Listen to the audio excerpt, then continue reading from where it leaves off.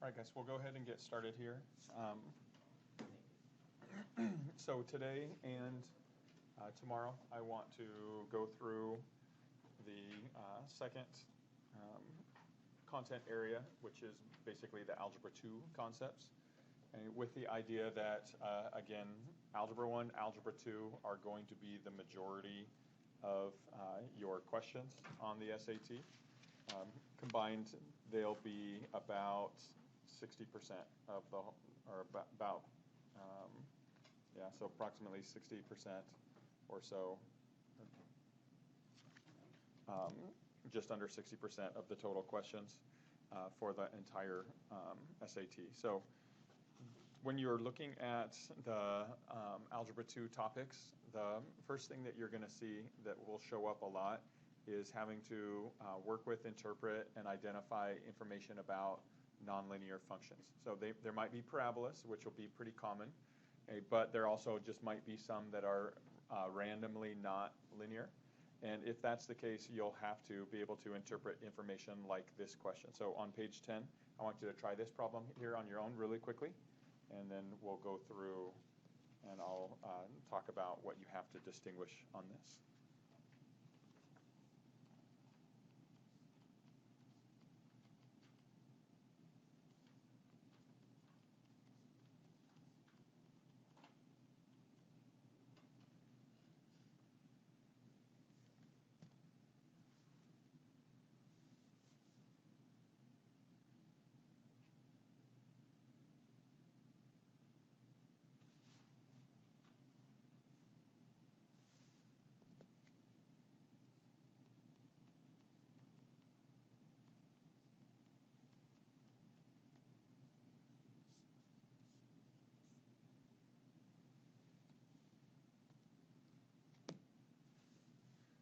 All right, so this is a pretty straightforward question. You don't have to solve anything for it or do any work for it. You just need to know what these, what certain pieces of information or wording means for a function.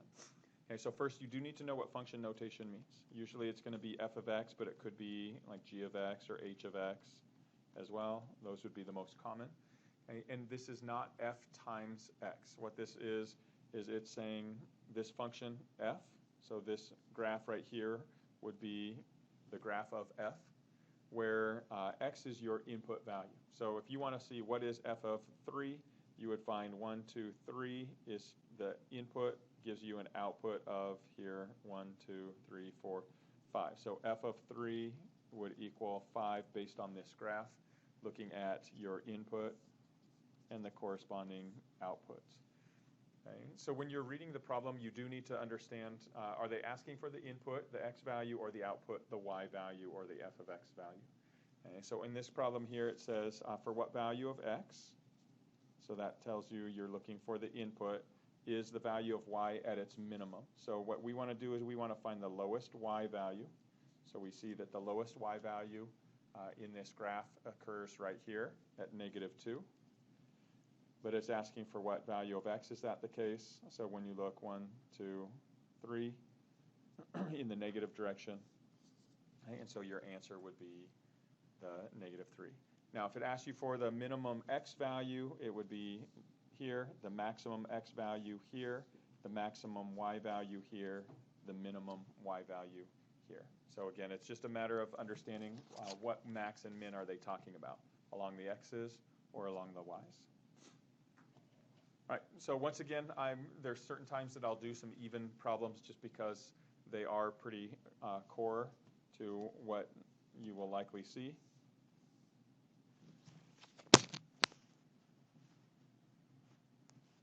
Okay, so I want you to take a look at the problem number 2 on the very next page.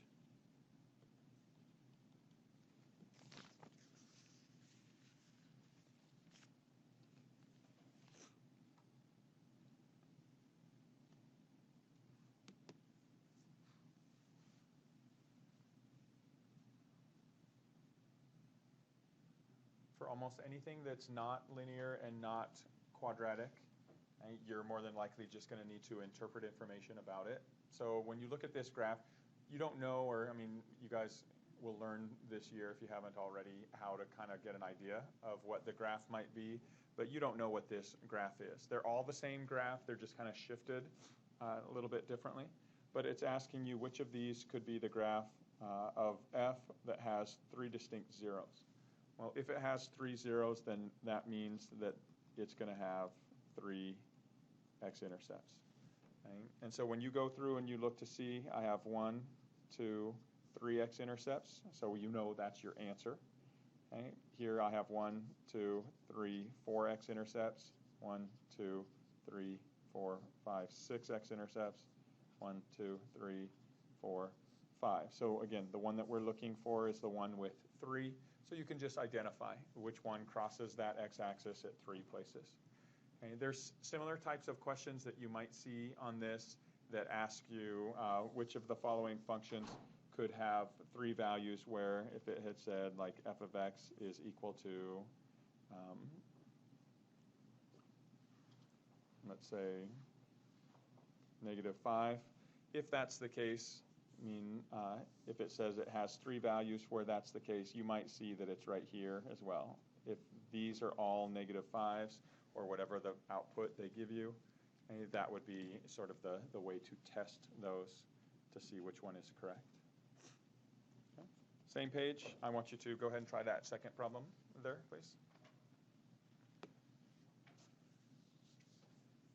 Okay. This brings up another type of question that shows up on the SAT, and that is these Roman numeral options, where you're looking to see, is it 1, 2, 3, or a combination of those?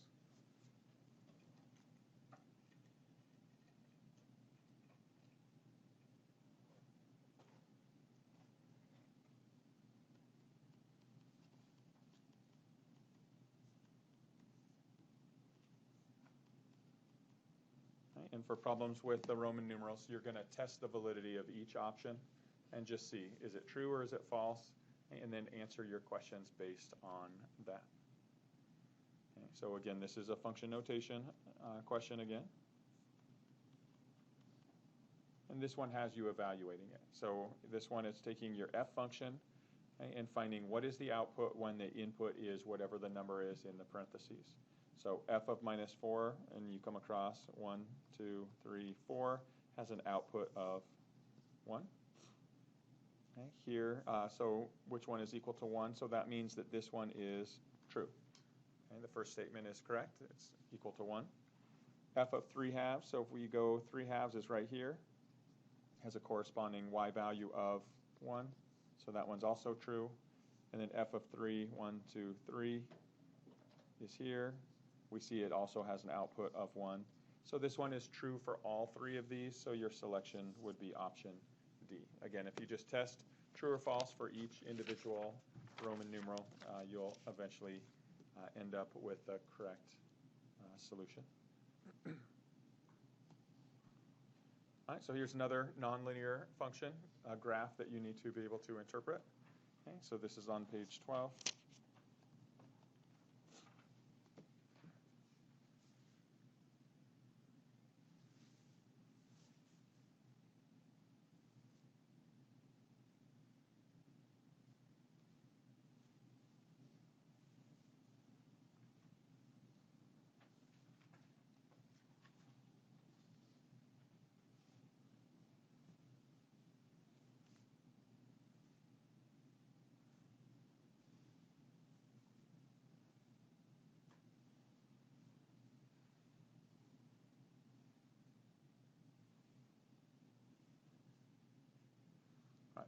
So this is a problem set up similar to the earlier one from just a few problems ago. In that when you are finding this, you don't need to go through and solve this by calculating anything. All you need to do is understand if this f of x equals some output value k has 3 real solutions. If you just drew a horizontal line at each of these numbers, so -3, -2, 0, and 2. And again, each of these just lines as a reference to this is an output of 2, of 0, of -2, and of -3. Which of these cross that graph in 3 different locations? 1, 2, 3. So the only one of these that could even be possible is going to be option A. Okay, again, where the graph crosses each of those, so here, here, and here, would be outputs of those k values. So again, the only one that has 3 different outputs of the k value is option A. Okay. So again, being familiar with what the notation means is going to allow you to solve that question without any calculating. All right. So this question, let me see, I think I have it located somewhere later in your... All right, so this is on page 40.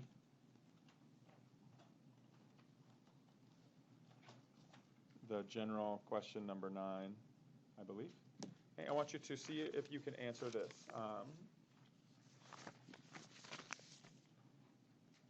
Keeping in mind, again, that this is, and I put the question number here, this is in section 3, number 11, meaning it's the second to last question that you have in the section.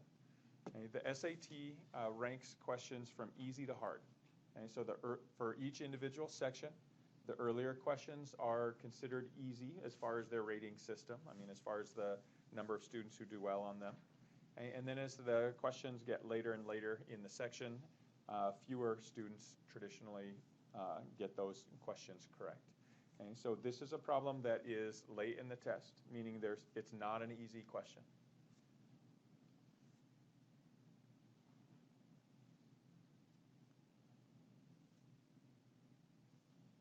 And in your packet, this is under one of the general strategies, and the general strategy that it's under is be wary of the early answer choices when they come later in the section. And the reason for that is if you have a question that falls late in the section and it's easy for you to solve. So this one is relatively easy, right?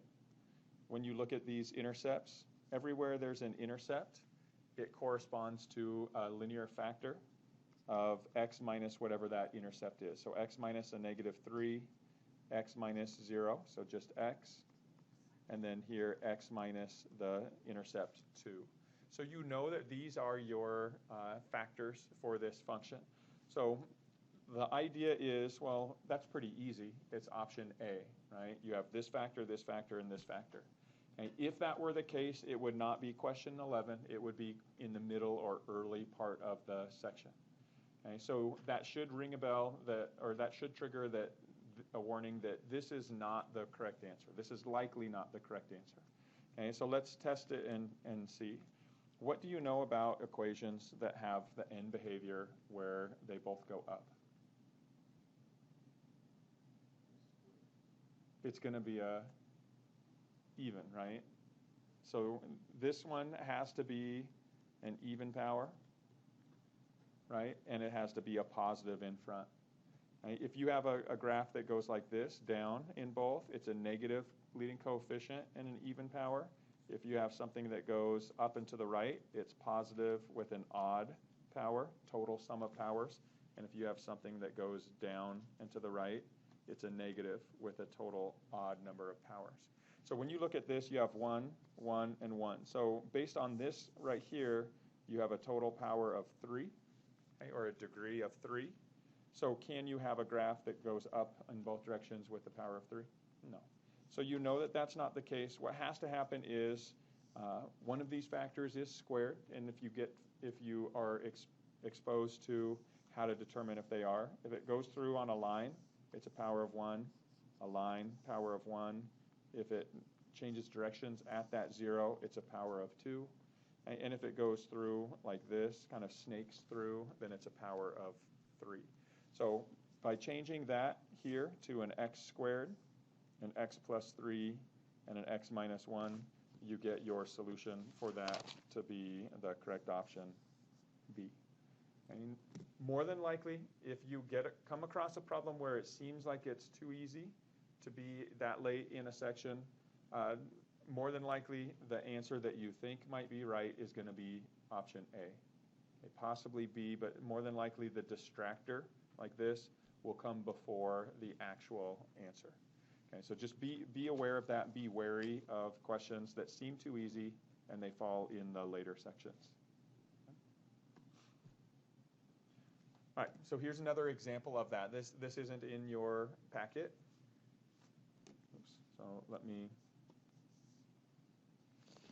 adjust this.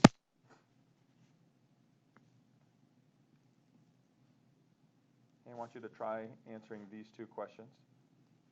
They're somewhat similar in you can use the graph to solve it very quickly. One is question number 2, and one is question number 35. Okay, so you expect the earlier question to be easy, the later question to be challenging. Okay, but I want you to see if you can answer those two, please. The whole ranking of easy to hard resets when you get to those student-produced or grid-in questions. So once you finish all the multiple choice, the last multiple choice question is considered one of the hardest ones. And then the very next question, when it switches back to the grid-in answers, it starts easy again. So it'll go a couple easy questions and a medium question, and then a hard, 1 or 2 hard questions at the end of that section.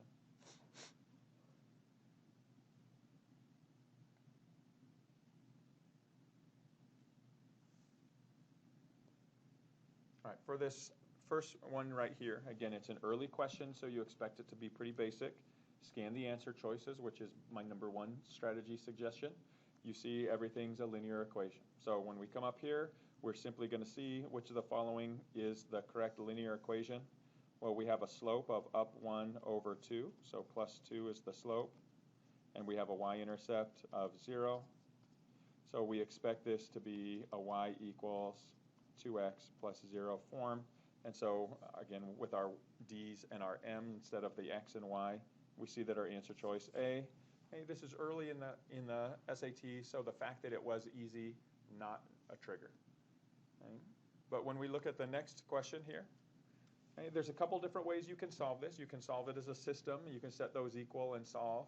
But probably the easiest way to solve this would be to graph it. Because if we wanted to find one value or one possible value where the f function and g function are equal, okay, is what this is saying. If we sketch this graph here, so they already sketched the first graph, the f function. All we'd have to do is sketch the g function to solve this. We have a y-intercept at 10, and then we have a slope of -1.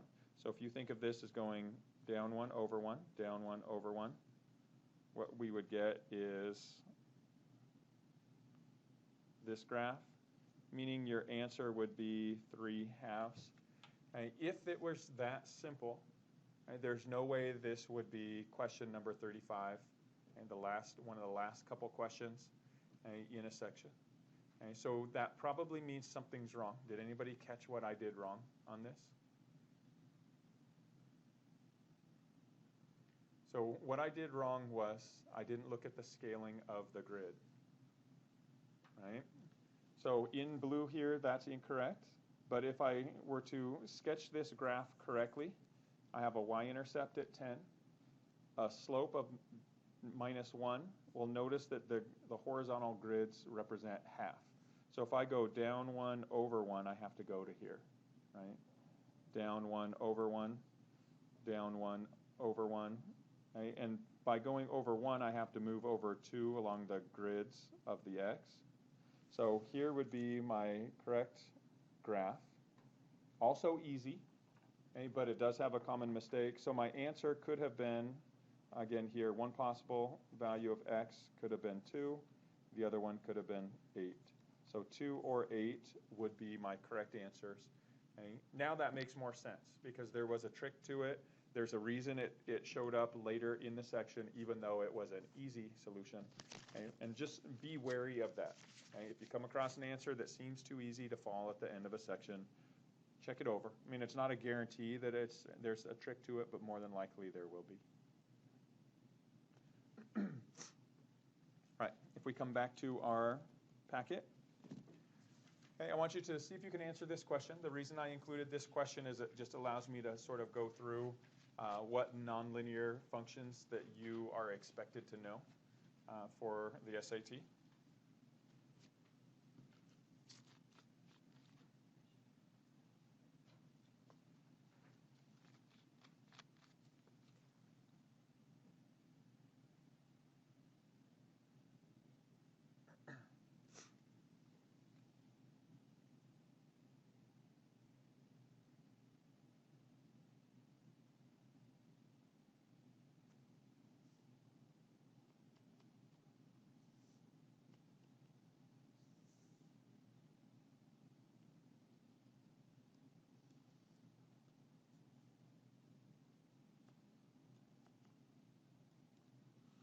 So here are the types of graphs that they are displaying here. Linear function straight up, step function, exponential function, constant function. In addition to those, you might also see parabola or a quadratic function. And you might see an absolute value. Okay, but those would be the main ones. You might also see square root. Okay, and then if you had some others, this would be a cube root. This would be a cube. And those would be the most common ones that you would likely be asked to manage. Okay, so on here, if something doubles each year, okay, that means that it's exponential growth. And so you just find the graph that represents exponential growth, which would be option C for this example.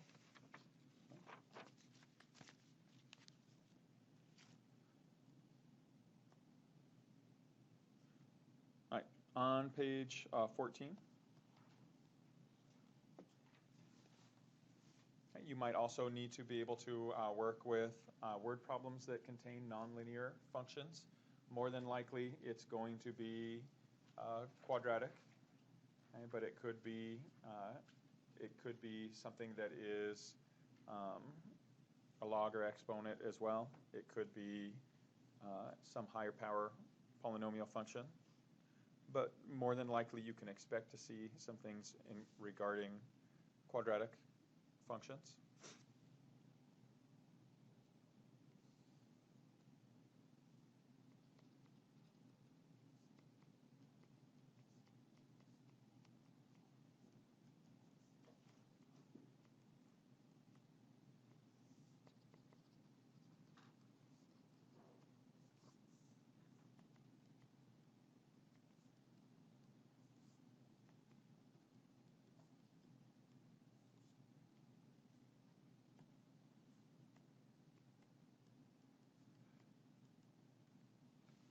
All right, while you're finishing working, I'm going to go through the three different forms that you would likely see a quadratic function. Okay, standard or general form is the form of y equals ax squared plus bx plus c. Intercept form would be the form y equals a times some set of factors, x minus p times x minus q. And then the vertex form is y equals a times x minus h squared plus k. So those are the three different forms that you should recognize for quadratic functions. And in each, depending on which form they give you, you can calculate the vertex differently for each of these. Okay. For a standard form, the way that you can find your vertex is to solve for the x-coordinate first. The x-coordinate of your vertex in standard form is negative b over 2a.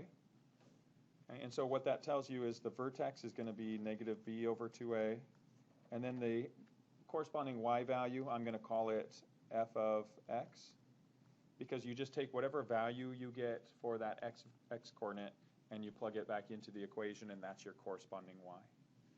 Okay, when you're looking for the vertex of the intercept form, to find the x coordinate of your vertex when you're given the intercept form, the x-coordinate for that vertex is going to lie halfway between the two intercepts. Okay, so if you took the value p plus q and divided by 2, that's going to give you your x-coordinate. So basically, your vertex is going to be that quantity for your x, and then once again, whatever you get for your output when you plug that number back into the original equation for your corresponding y-coordinate of the vertex. Okay, and then finally, for a vertex form, and the reason it's called vertex form is just hk is your actual vertex. So that one's the easiest to find. Okay, so here, what we're looking at is a quadratic equation in standard form. Okay, we want to find the maximum height.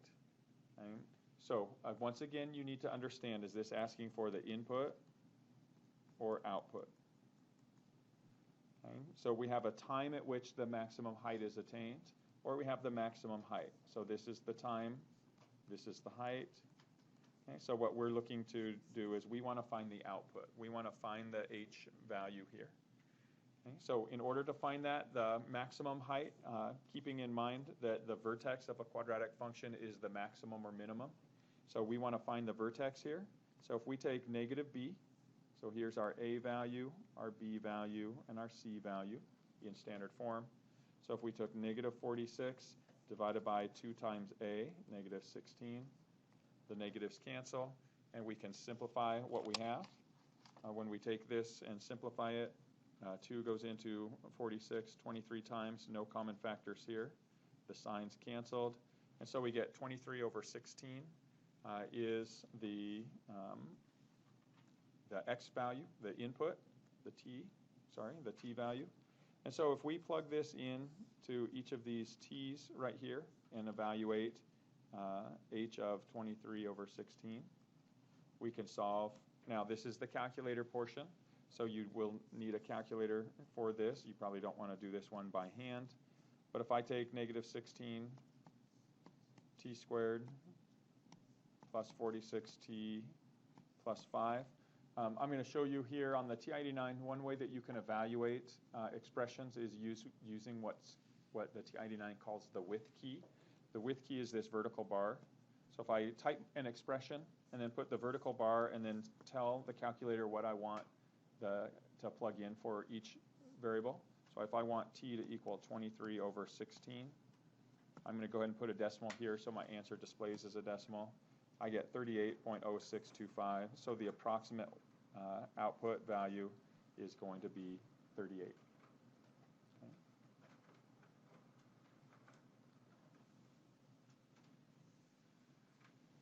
All right, questions on what I did there? Again, it's a lot of information, hopefully review for you, but this is the expectation. You can work with any of those 3 forms when you're dealing with quadratic functions.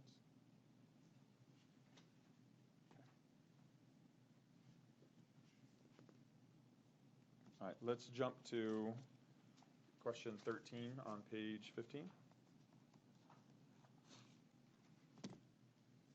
All right, I want you to see how you would answer this, and then once again, I'll kind of talk through what's expected.